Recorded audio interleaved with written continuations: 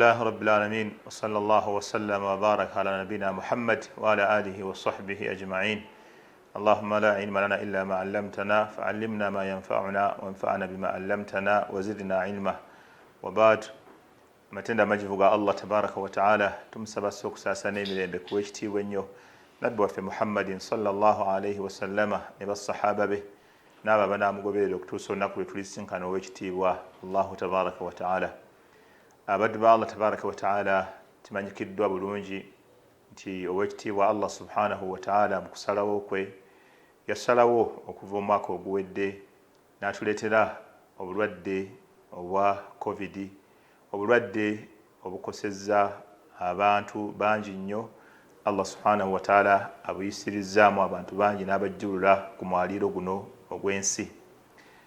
Naye obusiraamu bwafaayo nnyo okubeera nga bukuuma abantu nga balamu, era obusiraamu bwafaayo nnyo okubeera nga bujjanjaba abantu basigale nga balina obulamu, babeere ku nsi kuno nga basinza Allah tabaraka wa taala n'okugiddukanya okutuusa Allah subhanahu wa taala lwaligizingako.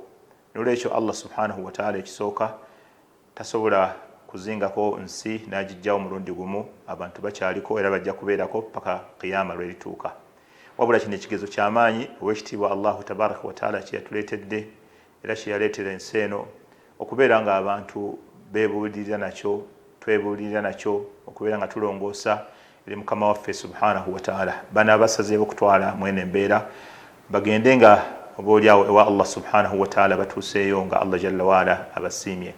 Obusiraamu bwafaayo nnyo okujjanjaba n'okugema okuziyiza obulwadde obutatuuka ku bantu, era kyova olaba nga omubaka Muhammadin sallallahu alayhi wasallama yatukubiriza okubeera nti omuntu bwe tumulaba nga alina obulwadde obuyinza okukwata omuntu omulala yenna okubeera nga tumwewala. Omubaka sallallahu alayhi wasallam agamba nti firra min almajdhumi kafiraraka min al-asad aw firra min al-majzumi firaraka min al-asad. Nabbi yagamba nti dduka omuntu yenna alina obulwadde obukwata obusiigwa obuyinza okujjuluka ne bugenda ku muntu omulala, mudduke oba budduke nga budduka empologoma ng'otya okukulya.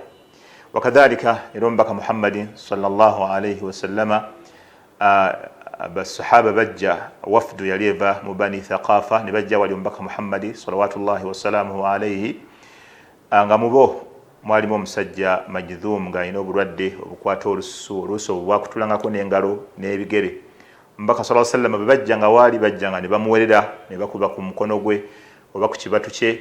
Omubaka sallallahu alayhi wasallam bwe bamubuulira nti mulimu omusajja alina obulwadde obwo, omubaka alayhi salatu wassalamu n'amugamba nti irji' kad bayanaka, n'amugamba nti gwe ddayo tojja, kad bayanaka tumaze okuwererako kutuuse. Nabbi sallallahu alayhi wasallam n'atamukkiriza kujja kutuuka waali wadde okwetabula mu basahaba ridwanullahi ta'ala alayhim ajma'in olw'okutya obulwadde obwo kuba nti bukwata abantu abalala. Wakadhalika era olaba omubaka salawatullahi wasalamu alayhi yagaana okubeera nti omuntu alina ensolo endwadde azinyweseza mu kinyweso kyekimu awali abantu abalina ensolo ennamu bwe banyweseza ezitali ndwadde. Yaziiza omubaka sallallahu alayhi wasallama nagati la yuridanna mumrid ala almusih, la yuridanna mumrid ala almusih. Omuntu alina ensolo endwadde tazinywesezanga mu kinywesezo oba mu kidiba oba mu luzzi awali abalina ensolo ennamu we banyweseza ezaabwe. Ebyo byonna byonna biraga kubeera nti obusiraamu buteekawo wiqaaya, okuziyiza n'okwewala n'okwetangira amakubo gonna agayinza okuvaako obulwadde okujjulukuka okuva ku muntu okutuuka ne buba nga bugenze ku muntu omulala. Eyo nsomesa yaffe ya busiraamu era omubaka salawatullahi wassalaamu alayhi kyova olabanga basahaba ku mulembe wa Umaru bwe baali bagenda okuyingira ekitundu ekirala oba Shaami oba ekirala, bajjukira hadithi Abdurrahman ibn Awf gye bajjukiza nti omubaka sallallahu alayhi wasallam yabagamba bwe baba bawulidde ta'un idha sami'tumuhum fi baladi, bwe mubanga muwulidde ng'ali mu kitundu fala taqdimu ilayha, temugenda nga mu kitundu ekyo. Ate bw'abanga agudde mu kitundu nga mwemuli temuvaamu genda olw'okudduka okutya nti Allah jalla waala ajja kubatta. La, omuntu Allah jalla waala bwe yagerera okulwala ajja kulwala. Bw'abanga obulwadde obusiigwa bugudde mu nsi nga mwetuli tetukkirizibwa kuvaamu kugenda mu kitundu ekirala. Ye kalantiini olwaliro gwe tulaba, abantu mu kitundu ekirimu obulwadde balina okubeera mu kitundu ekyo ne batavaamu ati kutambuza bulwadde kugenda walala. Ate ababadde abalamu tebakkirizibwa kubeera nga bagenda mu kitundu kye bawulidde nga kirimu obulwadde. N'olwekyo embeera eno bila shakka mbeera ya kanyigo, mbeera ya abantu kubeera nti olwaliro babasibidde, buli district eri ku byayo, buli bantu bali mu kitundu kyabwe. Bimaana hadha almarad, obulwadde buno buleese embeera eya kanyigo, embeera ey'obwavu, embeera ey'abantu akuba nti tebalina mirimu, batudde waka, embeera ey'obulwadde okweyongera ate obulala oba oliawo obutali buno. Ne bubeera nga mu nsomesa y'Obusiraamu, Obusiraamu butunuulira nnyo embeera bw'ebezze ey'ebigwa tebiraze erina kukwatibwa etya mu Busiraamu. Ky'oba olaba nga Obusiraamu bwatukubiriza okubeera nti tuyambagana mu mbeera ey'enjawulo. Allah subhanahu wa ta'ala yatugamba nti wataawanu ala albirri wattaqwa wala taawanu ala alithmi waludwani, muyambaganenga mu bulungi ne mu kutya Allah subhanahu wa ta'ala, temuyambagananga mu bintu ebirimu obukyamu n'okulumbagana. Omuntu aba akola ekintu kya bukyamu alumbagana ensalo za Allah, atwala ebintu by'abantu, anyigiriza abantu, oyo Obusiraamu butugaana okumuyambako. Naye abantu abalina obuzibu nga beetaaga okuyambako mu mbeera zaabwe eza bulijjo, mu mbeera yaabwe gye balina okuyimirizaawo obulamu bwabwe, Obusiraamu bwatukubiriza nnyo okubeera nga tuyamba abantu abo, nga bwe tujja okulaba mu bitundu ebyenjawulo, nga bwe tujja okulaba mu maaso obujulizi okuva mu Qur'ani, okuva ku hadithi z'omubaka Muhammadi alayhi salatu wassalam. Obusiraamu buno diini ya kuyambagana, diini ya kulumirwagana. Tutunuulira obwavu bwe tulimu ng'Abannayuganda n'abantu abalala. Kati butya ng'ate buzze mu kubeera nti buzzeemu obulwadde, abantu ne batuula waka. Era ky'oba olaba neewuunyiza nnyo bwe baalangiridde olulangirira nno olwa COVID omulundi ogwokubiri, okubeera nti abantu beeyiye ku mabaasi, beeyiye mu ntambula ez'enjawulo nga bonna badda mu byalo. Nafunye ekifaananyi ekitegeeza nti abantu babeerawo ku mmere ya buli lunaku, abantu abasinga babeerawo ku kaakola kaalya. Bw'abeera tagenda kulya olwaleero, bw'aba tagenda kukola olwaleero, kitegeeza tasuubira kulya. Ensonga lwaki yaddusizza abantu bangi nnyo okubeera nga badda mu byalo. N'olwekyo Obusiraamu buli babeerawo embeera yonna yonna eyambako okubeera nti abantu bakwatirwako, Obusiraamu bwafaayo nnyo ku nsonga eyo. Kyobula Omubaka Muhammad sallallahu alayhi wasallama yagamba nti mathalu lmuminina fi tawadihim wa tarahumihim wa ta'atufihim kamathali ljasad au mathalu ljasad idha ishtaka minhu udhu tadaa lahu sairu ljasad bilsihr walhum.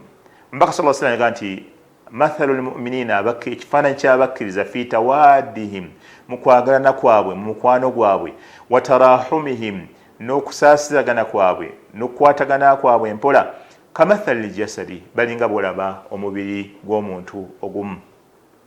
Idha shtaka minhu udhu, bwe wabaawo ekitundu ekirwadde ku mubiri gw'omuntu, oba liiso, oba lugalo, oba kagere, tadaa lahu sairu ljasadi bisihr walhum, omubiri gwonna ogusigadde osiŋŋaana ng'omuntu tasobola kwebaka, osiŋŋaana omuntu ng'omusujja yenna gumukutte, naye ng'obuzibu buli nti jasi kyabadde kiyungo kimu kyekirwadde. Kati Obusiraamu bwe buti bwe buli.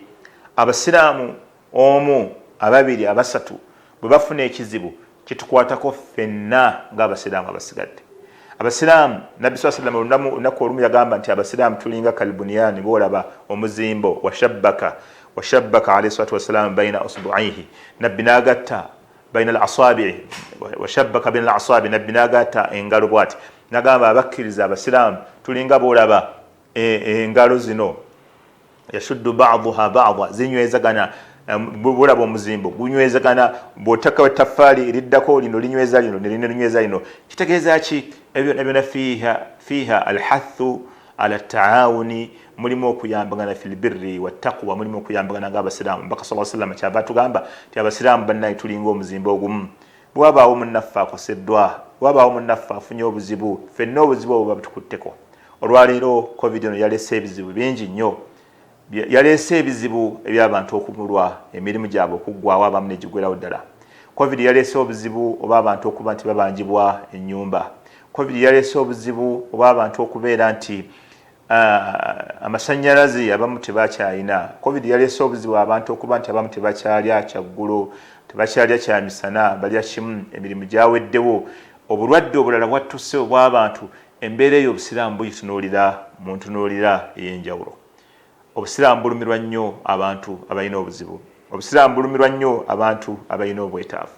Nolwekyo tuvudde twagala okuvaayo mu musomo guno okubeera nga tukubiriza baganda baffe abasiraamu okutunuulira baganda baabwe abeetaavu, okubayambako mu nnyambako ey'enjawulo, kubanga omusiraamu omu bw'asula enjala naffe abasigadde tuba tukosebwa, bw'alwala naffe abasigadde tuba tukosebwa. Waliwo abantu abalina famirizi zaabwe ng'abantu b'enganda zaabwe bajjulukuse obulwadde buno obwa Covid nga tewakyali ayinza bakwatizaako, okuggyako okubayamba okubaweereza ka mobile money, okuggyako okubayamba okubasindikira akawunga, okuggyako okubayamba mu mbeera zaabwe ziyinza okubabeezaawo. Nolwekyo enkola y'obusiraamu nti bwe wabeerawo omuntu akoseddwa mu busiraamu, ffenna tuba tukoseddwa. Ng'omubiri bwe guba eriiso ddwadde, omuntu tasobola kwebaka, omusujja gumuluma, omubiri gwonna gukosebwa. Nabbi sallallahu alaihi wasallam nti ekyo ky'ekifaananyi ky'abasiraamu mu njagalana yaabwe n'okukwatagana empola, balinga bw'olaba omubiri ogumu. Tujja kubeera nga biidhinillahi tabaraka wa taala twongera maaso okukubiriza kuno n'okubeera nga twogera obujulizi ku nsonga y'okuyambagana mu mbeera ddala ey'akazigizigi bwebeerezze mu busiraamu. Barakallahu fiikum wa jazakumullahu khaira. Wassalamu alaikum wa rahmatullahi wa barakatuh.